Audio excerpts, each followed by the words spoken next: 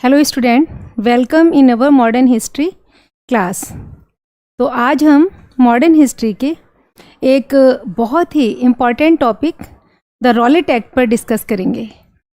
Rowlatt act exam के point of view से भी आपके बहुत ही महत्वपूर्ण टॉपिक है। रॉलेट एक्ट क्या था, इसको क्यों लाया गया और इसके क्या परिणाम हुए, तो हमारी चर्चा आज इसी पर होगी। तो रॉलेट एक्ट 1919, ये सिडनी रॉलेट है, इनका चेहरा आप देख लीजिए, ठीक है, ताकि आपको ध्यान रहेगा कि मिस्टर रॉलेट कौन थे।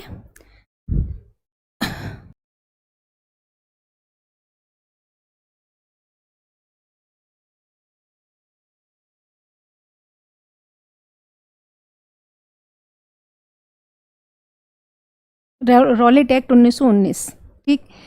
हम आज इस पे चर्चा करेंगे कि रॉलेट एक्ट 1919 क्या था और इसको क्यों लाया गया। इसको anarchical and revolutionary crimes act के नाम से भी जाना जाता है, ठीक है। तो अराजक और आपराधिक जो कानून है उसके तौर पर भी इसको जाना जाता है। ये जो एक्ट था ये 1919 में क्यों लाया गया, इसको समझने के लिए हमें थोड़ा सा इसके बैकग्राउंड पे चर्चा करना होगी। हम जानते हैं कि फर्स्ट वर्ल्ड वार कब हुआ था। आप सभी लोगों को मालूम है कि प्रथम विश्व युद्ध 1914 से 1918 के बीच में हुआ है, ठीक है। कब से कब हुआ है फर्स्ट वर्ल्ड वार? जो वर्ल्ड वार था फर्स्ट वाला, वो कब से कब तक हुआ है, ये आप यहाँ पर देखेंगे 1914 टू 1918, 1914 से 1918। ये वो दौर था जब भारत में राष्ट्रवाद भी तेजी से उभर रहा था और स्वशासन की मांग चल रही थी। स्वशासन के लिए आंदोलन तो बहुत पहले ही स्टार्ट हो चुका था। स्वदेशी आंदोलन जब हुआ था 1905 में, उसके बाद भारत में लगातार स्वशासन की मांग बढ़ रही थी, होम रूल की मांग बढ़ रही थी, यानी कि शासन और प्रशासन में भारतीयों की भागीदारी की मांग अंग्रेजी शासन के अंतर्गत। जब प्रथम विश्व युद्ध स्टार्ट हो गया तब यहाँ पर ब्रिटेन को ज़रूरत थी भारत के सहयोग की, क्योंकि उन्हें बहुत सारे सैनिकों की आवश्यकता पड़ रही थी। और भारत के लोग या भारत के जो नेता थे, जो कांग्रेस उस समय सबसे बड़ी राजनीतिक पार्टी थी, तो वहाँ उसकी डिमांड भी स्वशासन थी। जब तक उनकी पूर्ण सहमति नहीं मिल जाती तब तक लोग भारी संख्या में सेना में भर्ती नहीं होते, ठीक।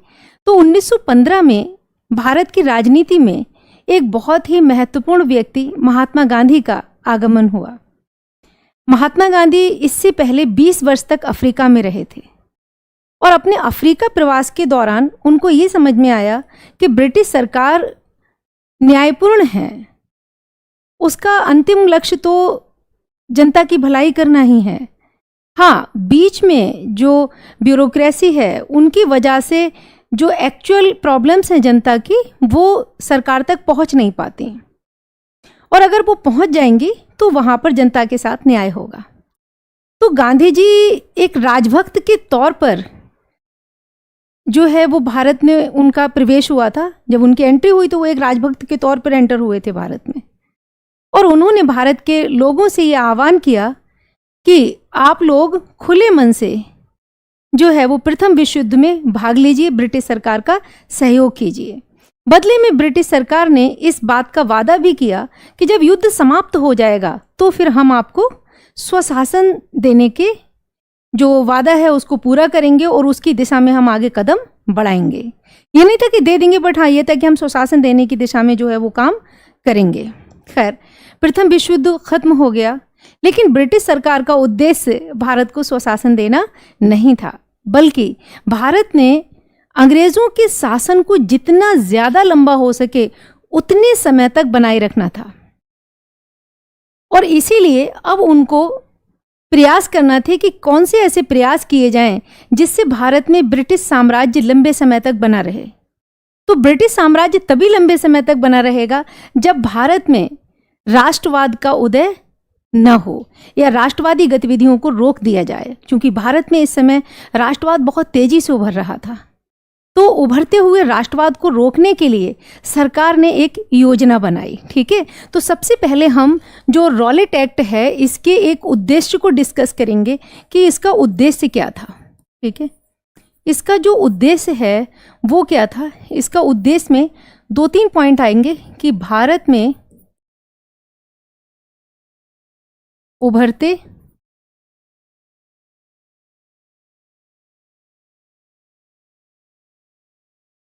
राष्ट्रवाद को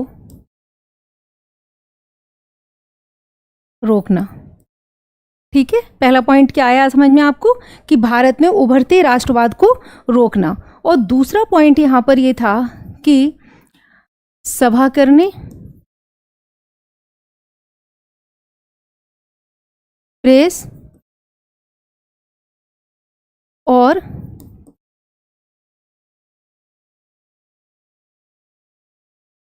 बोलने की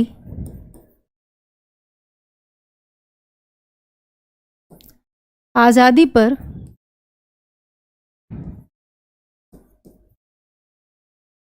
प्रतिबंध लगाना। ठीक है, तीसरा जो पॉइंट है यहां पर, वो क्या पॉइंट था यहां पर, वो ये था कि प्रथम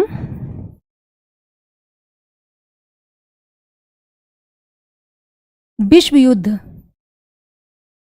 के दौरान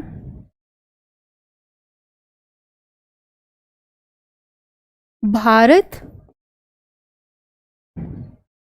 रक्षा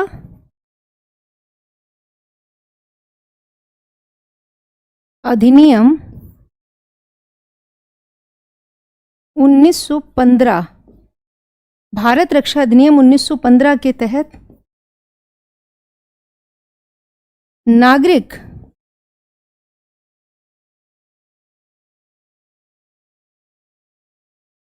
अधिकारों पर लगाए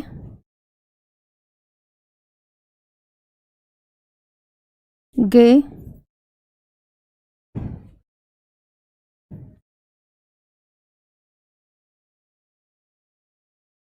प्रतिबंधों को स्थायी करना। ठीक है, देखो जब हम यूपीएससी के पॉइंट ऑफ व्यू से किसी भी टॉपिक को पढ़ते हैं या कवर करते हैं तो हमारी जानकारी जो है वो पूरी होना चाहिए, है ना। बाई चांस आपको शॉर्ट नोट भी लिखना पड़ जाए तो आपको मालूम होना चाहिए कि हमें रॉलेट एक्ट पर अगर 150 शब्द भी लिखना है तो हमारे पास वो शब्द होना चाहिए। तो आप साथ साथ नोट्स बना सकते हैं कि फर्स्ट ऑफ ऑल हमने यहाँ पर देखा कि इसका उद्देश्य क्या था, भारत में उभरते राष्ट्रवाद को रोकना, सभा करने, प्रेस और बोलने की आज़ादी पर प्रतिबंध लगाना, प्रथम विश्व युद्ध के दौरान भारत रक्षा अधिनियम 1915 के तहत नागरिक अधिकारों पर लगाए गए प्रतिबंधों को स्थायी करना। अब ये भारत रक्षा अधिनियम क्या था, ठीक है, आप इसको समझिए कि भारत रक्षा अधिनियम क्या था। तो भारत रक्षा अधिनियम ये था कि जब युद्धकालीन परिस्थितियां होती हैं, चूंकि सरकार बाहर एक दूसरे मोर्चे पर लड़ रही है और भारत ब्रिटेन की कॉलोनी था, ठीक है, तो सरकार को इस बात का जो है वो डर होता है कि कहीं अंदर भी कोई विद्रोह ना हो जाए, है ना, तो उसे दो मोर्चों पर अपने संसाधनों को लगाना पड़ेगा। इसलिए आंतरिक स्तर पर कोई किसी प्रकार के विद्रोह, क्रांति या आतंकी गतिविधियों की संभावनाओं को रोकने के लिए, ठीक है, अस्थायी तौर पर कुछ समय के लिए, यानी जब तक युद्ध चल रहा था तब तक ये भारत रक्षा अधिनियम 1915, ठीक है, इसको लाया गया था। इस एक्ट के तहत मात्र संदेह के आधार पर गिरफ्तारी हो सकती थी। कोई भी व्यक्ति न्यूज़पेपर में या मैगजीन्स में कोई भी ऐसी खबरें नहीं छाप सकता था जो सरकार के खिलाफ हों, और अगर ऐसा पाया जाएगा तो उस व्यक्ति को भी गिरफ्तार कर लिया जाएगा, बिना बताए गिरफ्तार किया जा सकता था। तो इस पर भी प्रेस पर प्रतिबंध था, सभा करने पर पाबंदी थी, बोलने पर पाबंदी थी, ठीक है, सरकार का विरोध करने पर पाबंदी थी।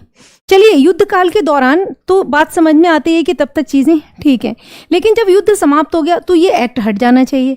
अब एक्ट हटेगा तो जो भारत में उभरता हुआ नौजवान वर्ग है उसके अंदर अब स्वशासन को लेकर बहुत ज़्यादा जो है वो उत्सुकता है, और वो बहुत मतलब वो बर्दाश्त करने की स्थिति में नहीं है। तो वो चाहता है कि उसको यहाँ पर क्या मिले, स्वशासन मिले। और इसी बीच जो है तिलक और एनी बेसेंट के नेतृत्व में भारत ने होम रूल आंदोलन भी चले, लेकिन सरकार इससे 2 कदम आगे निकल गई और सरकार ने देखा कि हमारा जो कर्तव्य है वो क्या है कि राजद्रोह की गतिविधियों को रोकना, शासन के खिलाफ जो गतिविधियां हो रही हैं उनको रोकना। यानी कि जो गतिविधियां हैं वो कौन हैं, जो भारत में जो लोग हैं जो सभाएं कर रहे हैं, रैलियां करेंगे या सरकार के खिलाफ नारेबाजी करेंगे। तो इसके लिए उन्होंने क्या किया, ये आपने उद्देश्य समझ लिया। चलिए अब हम उद्देश्य के बाद ये देखेंगे कि सरकार ने एक कमेटी का गठन किया। इस कमेटी को क्या कहा गया, इस कमेटी का नाम था सेडिशन कमेटी। ठीक है, हिंदी में इसको हम कहेंगे राजद्रोह आयोग। राजद्रोह आयोग, ठीक है। ये जो राजद्रोह आयोग का गठन किया गया, ठीक है, एक सेडिशन कमेटी का गठन किया गया कि राजद्रोह करने वाले व्यक्तियों से कैसे निपटा जाए, सरकार उनसे कैसे निपटे। ठीक है, इसका गठन कब किया गया था, तो ये 1917 में किया गया है। 1917 में इस कमेटी का गठन किया, यानी कि फर्स्ट वर्ल्ड वॉर खत्म होने से पहले ही सरकार ने जो है वो कमेटी का गठन कर लिया था। अब इस कमेटी में देखो, अब यहाँ पर एक इम्पॉर्टेंट क्वेश्चन भी आ जाता है कि कमेटी के सदस्य कौन थे, है ना। आपने मान लीजिए रॉलेट एक्ट के बारे में खूब पढ़ा है, लेकिन अगर आपने कमेटी के सदस्यों के बारे में नहीं पढ़ा है और वहाँ पर क्वेश्चन पूछ लिया जाए कि निम्नलिखित में से कौन जो है वो सेडिशन कमेटी का सदस्य नहीं था, तो फिर आप कैसे करेंगे। ठीक है, चलिए देखते हैं। तो यहाँ पर इसके जो अध्यक्ष हैं, जो हेड थे, वो कौन है, अध्यक्ष यहाँ पर किसको बनाया गया बताइए, जिनके नाम पर जो एक्ट का नाम पड़ेगा, रॉलेट एक्ट। ठीक है, तो sir Sydney Arthur, sir Sydney Arthur Taylor Rowlatt. ठीक है, ये इसके अध्यक्ष थे, हेड थे। अब मेंबर कौन कौन है इसमें, हम इसके जो मेंबर हैं, जो सदस्य हैं, उनकी अगर बात करते हैं तो वो कौन कौन है। अच्छा, जो sir Sydney Arthur Taylor Rowlatt हैं वो कौन थे, वो एक बैरिस्टर थे, इन्होंने बैरिस्ट्री की हुई थी, तो ये बैरिस्टर थे। ये एक संवैधानिक कमेटी थी। ठीक है, कैसी कमेटी है ये, संवैधानिक कमेटी है। ठीक है, सारे सरकारी सदस्य हैं इसके अंदर। जो मेंबर हैं इसके, तो पहले मेंबर जो थे वो कौन थे। ठीक है, तो जो इसके जो मेंबर हैं, अब उसमें देखिए सारे मेंबर हमें सरकारी सदस्य ही जो है वो यहाँ पर दिखाई देंगे। तो पहले मेंबर इसमें जो होंगे सर बेसिल स्कॉट। ठीक है, दूसरे जो सदस्य होंगे इसमें वो कौन होंगे, तो वो होंगे सर बर्नी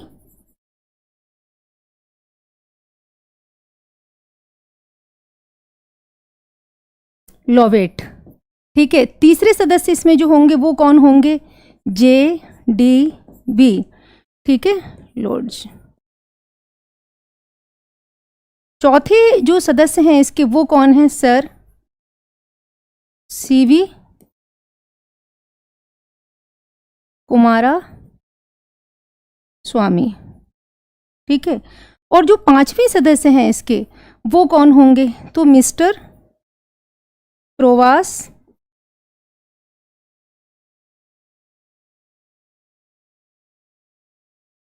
चंद्र मित्र। ठीक है, अब ये लोग कौन थे, देखो इस कमेटी का अगर हम इसका पूरा वो देखते हैं कि ये लोग कौन हैं। अगर सरकार एक निष्पक्ष कमेटी का गठन करती तो वो कुछ ऐसे लोगों को भी लेती जो जनता के प्रतिनिधि होते। ठीक है, अब भारत में बैरिस्टर की कमी तो थी नहीं उस वक्त। देखिए गांधी जी खुद में बैरिस्टर थे, जवाहरलाल नेहरू बैरिस्टर हैं, ठीक है, कैलाश नाथ काटजू बैरिस्टर हैं, बहुत सारे लोग थे यहाँ पर जो बैरिस्टर थे, लॉयर थे, वकील थे, उनको ले सकते थे, लेकिन नहीं। तो सर बेसिल स्कॉट की अगर हम बात करें तो ये कौन थे, ये थे चीफ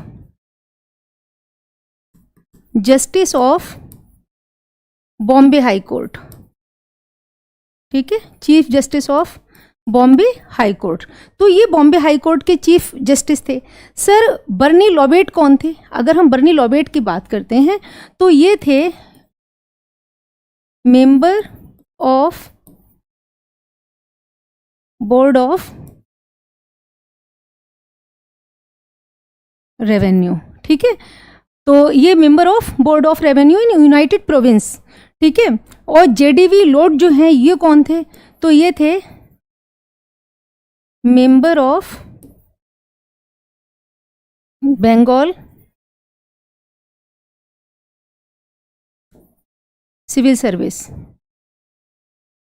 ठीक है, member of Bengal civil service. अब सर सीवी कुमारस्वामी, पूरा नाम है इनका सर सीवी कुमारस्वामी शास्त्री, ठीक है, ये कौन थे, ये थे जज ऑफ मद्रास हाई कोर्ट, ठीक है। अब कौन रह गए, मिस्टर प्रभाष चंद्र मित्रा।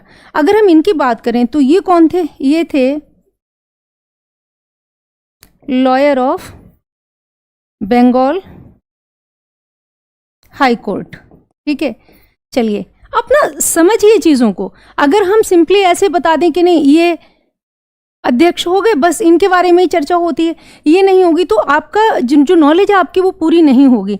अब यहाँ पर ये जो नाम है sir Basil Scott, sir Burney Lovett, GDV Lord और sir CV Kumaraswamy Shastri and mister Prabhash Chandra Mitter, ये जो लोग हैं, अब आप इस कमेटी के फिगर को देखिए, ठीक है। एक बैरिस्टर हैं जो ब्रिटिश सरकार के फेवर में है पूरी तरह से, सर बेसिल स्कॉट हैं, बॉम्बे हाई कोर्ट के जज हैं, औपनिवेशिक सरकार के फेवर के बंदे हैं। Member of board of revenue हैं सर हेनरी लॉबेट हैं, ये भी सरकार के फेवर के हैं, ठीक है। जेडीवी लॉर्ड जो हैं तो ये भी उनके फेवर के। अब अगर आप इसको इस तरीके से भी देखें कि अगर कमेटी में बहुमत भी देखा जाए, ठीक है, तो अगर हेड है उनको मिलाकर यहाँ पर 3 लोग ही हो गए। अगर 2 लोग विरोध भी करेंगे तब भी कमेटी जो है जो भी रिपोर्ट पास करना चाहेगी वो हो जाएगी, लेकिन ऐसा होगा नहीं। क्यों नहीं होगा, पूरा बहुमत मिलेगा। इसलिए सर सीवी कुमारस्वामी शास्त्री जो है वो कौन है, जज ऑफ मद्रास हाई कोर्ट है, यानी कि ब्रिटिश सरकार की सेवाओं में हैं और एक सम्मानित पद पर हैं, तो ये वही काम करेंगे जिससे सरकार खुश हो। मिस्टर प्रभाष चंद्र मित्रा जो हैं वो भी लॉयर ऑफ जो है वो बंगाल हाई कोर्ट हैं। तो कहीं ना कहीं सब जो हैं वो ब्रिटिश सरकार की सेवाओं से जुड़े हुए लोग थे। अब आप समझ गए कि कमेटी की रिपोर्ट क्या आएगी, ठीक है। कमेटी की रिपोर्ट वही आएगी जो ब्रिटिश सरकार चाहेगी। तो इसलिए अब जब कमेटी की रिपोर्ट आई तब क्या हुआ, ठीक। आप लोगों ने ये सारे नोट्स बना लीजिएगा, आपको एग्जाम में बहुत काम आने वाली चीज़ें हैं, ओके। अब जब क्या हुआ कि इसका गठन किया गया था 1917 में, 1919 में कमेटी ने जो है वो अपनी रिपोर्ट दी।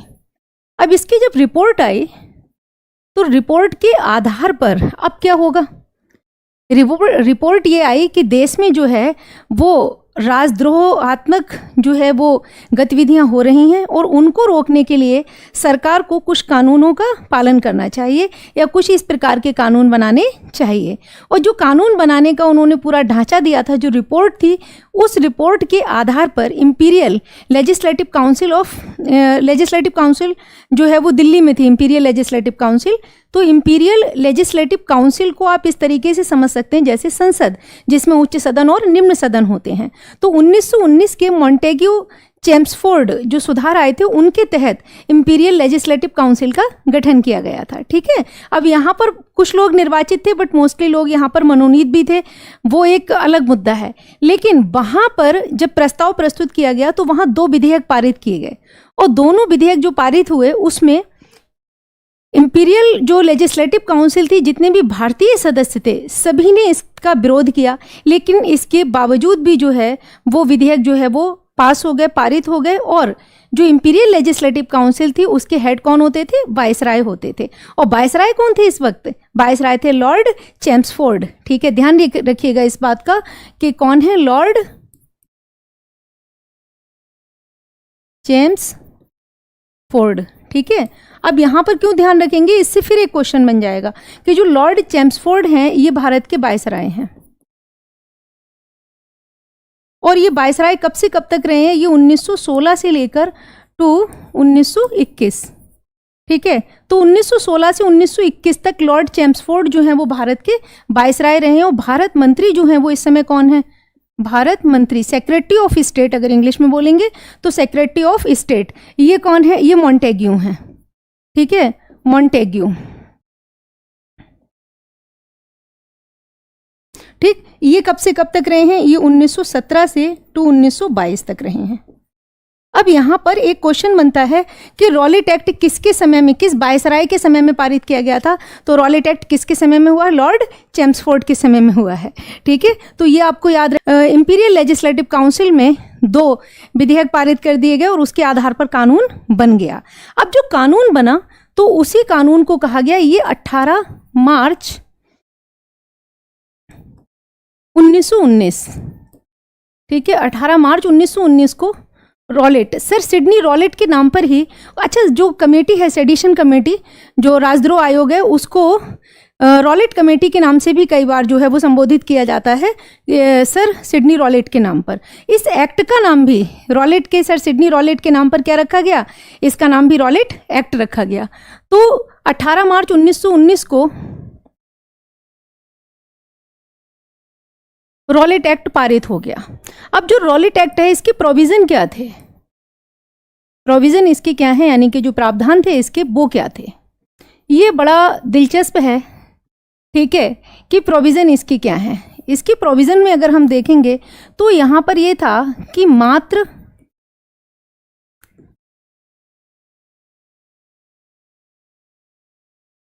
संदेह के, ऐसे लिख सकते हैं आप, आतंकी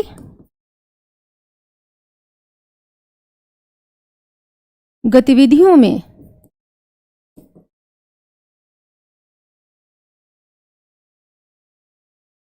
शामिल होने के मात्र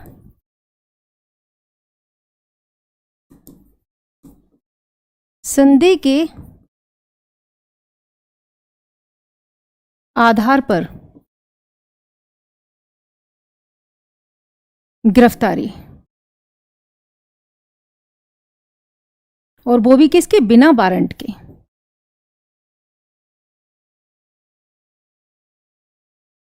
यानी बिना बताए, बिना वारंट के, मात्र संदेह के आधार पर अगर किसी पे संदेह हो गया कि ये व्यक्ति जो है वो सरकार के खिलाफ किसी भी गतिविधि में शामिल है, तो उसको गिरफ्तार किया जा सकता है। ठीक है, और मात्र संदेह, आतंकी गतिविधियों में शामिल होने के मात्र संदेह के आधार पर गिरफ्तारी बिना वारंट के। दूसरा क्या है कि बिना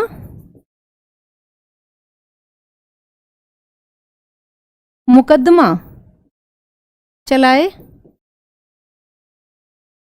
2 वर्ष तक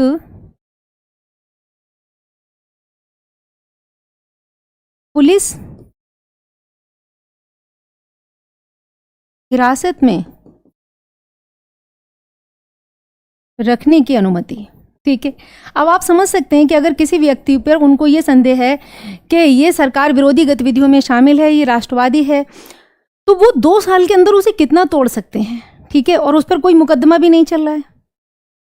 तो यहाँ पर ये पहला पॉइंट ये आ गया कि अगर उनको संदेह हो जाए, मात्र संदेह के आधार पर गिरफ्तारी है। दूसरा पॉइंट क्या आ गया कि बिना मुकदमा चलाए 2 वर्ष तक पुलिस हिरासत में रखने की अनुमति है। तीसरा पॉइंट ये था कि जो व्यक्ति है, जिसको जो गिरफ्तार किया गया व्यक्ति है, उसे उस व्यक्ति का नाम जानने की भी परमिशन नहीं है कि उसके ऊपर बाद में मुकदमा किसने किया है। ठीक है, तीसरा पॉइंट इसमें बहुत ये अहम था कि न्यायिक जो प्रक्रिया है, न्यायिक प्रक्रिया बंद कमरे में होगी।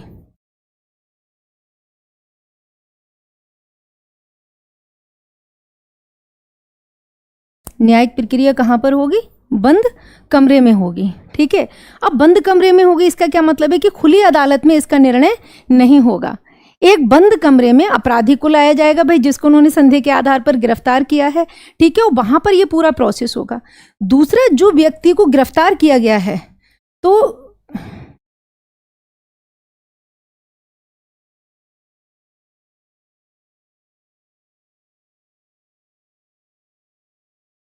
गिरफ्तार व्यक्ति जो है, गिरफ्तार व्यक्ति को यहां पर नो अपील, ठीक है,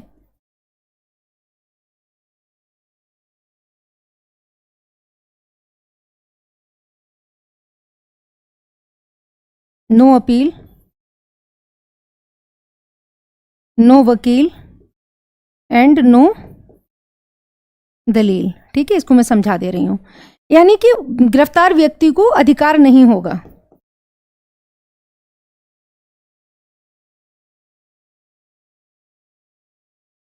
अब ब्रिटिश सरकार एक तरफ तो कहती है कि वो बहुत न्यायप्रिय है, वो कानून के शासन को मानते हैं, लेकिन जिस व्यक्ति को आपने गिरफ्तार किया है तो ना तो उसे उसके खिलाफ, उसके साथ जो भी हो रहा हो उसके खिलाफ अपील करने का अधिकार होगा किसी कोर्ट में, ना ही उसको अपने फेवर में वकील खड़ा करने का अधिकार होगा, और ना ही अपने पक्ष में उसे दलील देने का अधिकार होगा। तो इसीलिए यहाँ पर ये 3 पॉइंट बड़ा क्लियर हो गए कि नो अपील, नो वकील, नो दलील। मामला बिल्कुल क्लियर है कि पकड़ो और बस एक ड्रामा पूरा क्रिएट किया जाए कि व्यक्ति को हमने पूरी तरीके से कानूनी प्रक्रिया के तहत उसको गिरफ्तार किया है और हमने उस पर मुकदमा चलाया है और उसके हिसाब से ही कार्रवाई हुई है। लेकिन इसमें लॉ जैसा या जस्टिस जैसा कुछ भी नहीं था, पूरी तरीके से इनजस्टिस था। ठीक, तो यहाँ जो है वो जब ये कानून पास हुआ तो अखबारों में इसके बारे में पूरा जो है वो न्यूज़ छपी, और जब अखबारों में न्यूज़ छपी तो उसके बाद पूरे भारत में तहलका मच गया। भारत में इस समय बहुत सारे राष्ट्रवादी नेता थे जो बैरिस्टर थे, वकील थे, लॉयर की हैसियत रखते थे। तो अब उन लोगों को एकदम खलबली मच गई कि ये तो बुरी तरीके से राष्ट्रवाद को कुचलने जैसा है कि हमारा कहीं विरोध होने ही ना पाए, विरोध की संभावना को ही रोक दो। ठीक है, अगर विरोध की थोड़ी सी भी संभावना है तो उसको पहले ही खत्म कर दो, उसे पहले ही रोक दो। और यहाँ पर एक बहुत बड़ा चेंज हुआ। गांधी जी, जिनकी एंट्री भारत की राजनीति में ब्रिटिश सरकार के समर्थक के तौर पर हुई थी, इस कानून के आने के बाद वो ब्रिटिश सरकार के सबसे बड़े विरोधी बन गए। ठीक है, और विरोधी बनने के बाद उन्होंने इस कानून को काले कानून की संज्ञा दी। अगेन एक क्वेश्चन आपका हो जाता है कि रॉलेट एक्ट को काले कानून की संज्ञा किसने दी है? तो किसने दी है? गांधी जी ने दी है। ठीक है, इसको जो है वो काले कानून की संज्ञा दी गांधी जी ने, काला कानून। और यहाँ पर उनका पूरा विश्वास खत्म हो गया।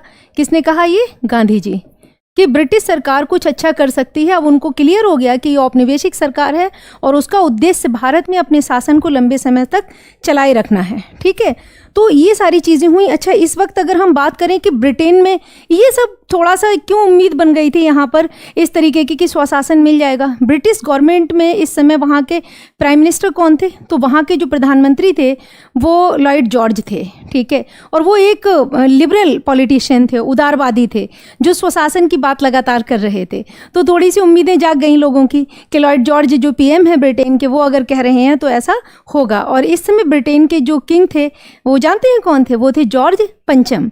जॉर्ज पंचम का शासनकाल 1910 से लेकर 1936 तक रहा है। तो ये सारी घटनाएं उनके शासनकाल में हो रही थी।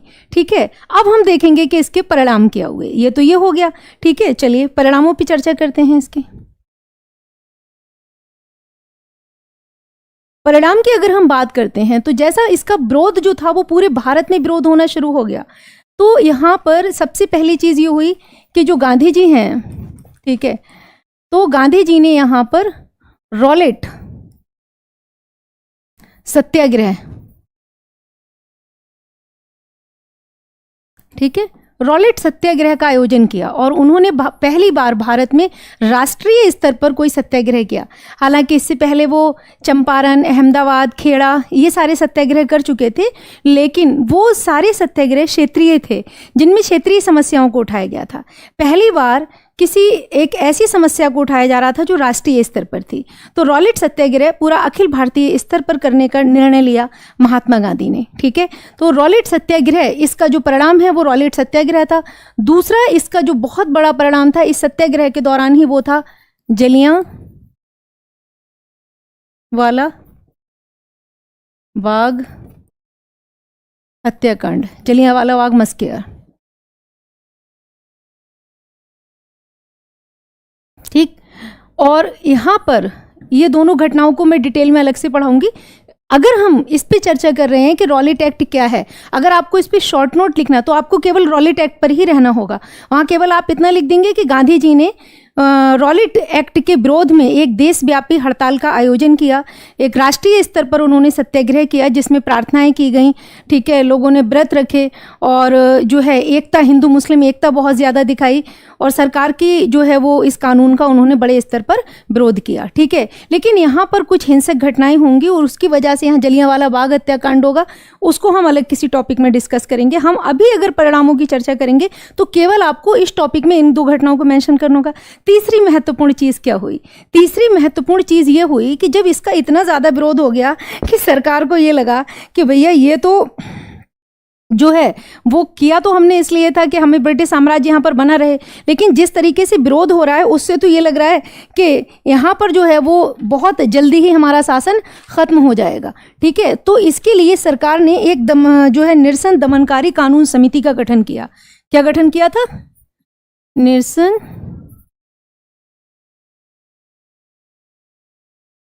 दमनकारी कानून समिति, ठीक है। निरसन दमनकारी कानून समिति का गठन किया और इस समिति ने अपनी जो रिपोर्ट दी, एक्चुअली देखिए रिपोर्ट वही होगी जो सरकार चाहेगी, क्योंकि सरकार सारी जो कमेटी गठित कर रही है वो सारी संवैधानिक हैं।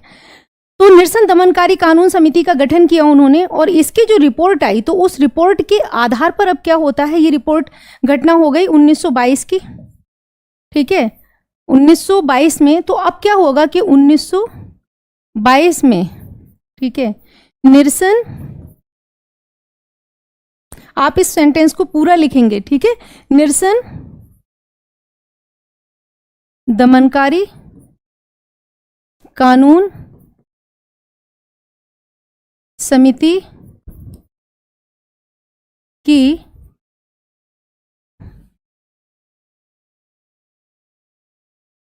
रिपोर्ट के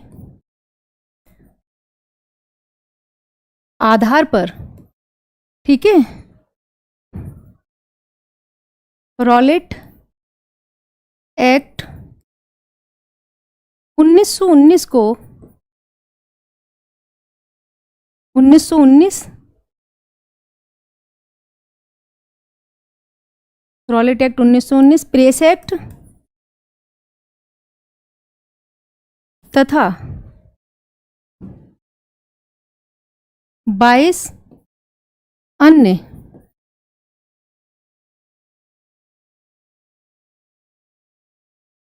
दमनकारी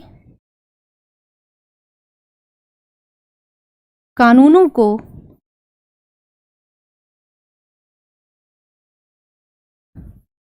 रद्द कर दिया गया, ठीक है। परिणाम ये हुआ। अब यहाँ पर आपके दिमाग में ये आता है ना कि रॉलेट एक्ट फिर क्या हुआ, सरकार ने वापस लिया, नहीं लिया, क्या किया, क्या नहीं किया, ठीक है। तो यहाँ पर आप बिल्कुल क्लियर हो जाएंगे कि 1922 में, ठीक है, तो रिपोर्ट के 1922 में निरसन दमनकारी कानून समिति, ये जो कानून समिति सरकार ने ही गठित की थी, ठीक है, तो इसकी रिपोर्ट के आधार पर रॉलेट एक्ट 1919, प्रेस एक्ट और 22 अन्य दमनकारी कानूनों को रद्द कर दिया गया। ये माना गया कि ये लोकतंत्र के पक्ष में नहीं है, थे तो पहले भी नहीं, लेकिन अब सरकार को ये लगा कि भैया इस एक्ट को लाने से राष्ट्रवाद रुकेगा नहीं, बल्कि दमन से राष्ट्रवाद और ज्यादा बढ़ेगा और सरकार के लिए मुश्किलें खड़ी हो जाएंगी। तब उन्होंने इस एक्ट को क्या कर दिया, रद्द कर दिया। तो इस तरीके से जो रॉलेट एक्ट है वो आपको पूरी यहाँ पर जानकारी मिल गई कि रॉलेट एक्ट को लाने का उद्देश्य क्या था, एक्चुअल में रॉलेट एक्ट था क्या और उसके परिणाम क्या हुए। अब यहाँ पर एक पॉइंट और आ जाता है, ये तो क्लियर हो गया कि रॉलेट एक्ट को किस वायसराय के समय में लाया गया था, तो लॉर्ड चैम्सफोर्ड, आपने क्लियर कर दिया। बट इसे रद्द किसके समय में किया गया था, ठीक है, तो ये जो रद्द किया गया है, तो यहाँ पर आपका एक अगेन क्वेश्चन आ जाता है, तो लॉर्ड रीडिंग, ठीक है, लॉर्ड रीडिंग, क्योंकि 1921 में चैम्सफोर्ड का कार्यकाल खत्म हो गया था, तो इस समय भारत के वायसराय कौन थे जब इसको रद्द किया गया, लॉर्ड रीडिंग, ठीक है। आप इसको याद कर लीजिएगा और ये टॉपिक हमारा कंप्लीट हो जाता है यहाँ पर, ठीक है। इस समय मैंने आपको सारी चीज़ें बता दी कि क्या उद्देश्य थे, क्या घटनाएं हुई और क्या इसके परिणाम हुए, ठीक है। और जो जलियांवाला बाग हत्याकांड या रॉलेट सत्याग्रह है वो इंडिविजुअल जो घटनाओं के तौर पर हम पढ़ेंगे, तो उनको अगली क्लासेस में या अगले टॉपिक के तौर पे देखेंगे। यहाँ रॉलेट एक्ट से रिलेटेड आपको एक कंप्लीट जानकारी मिल गई है। Thank you all of you.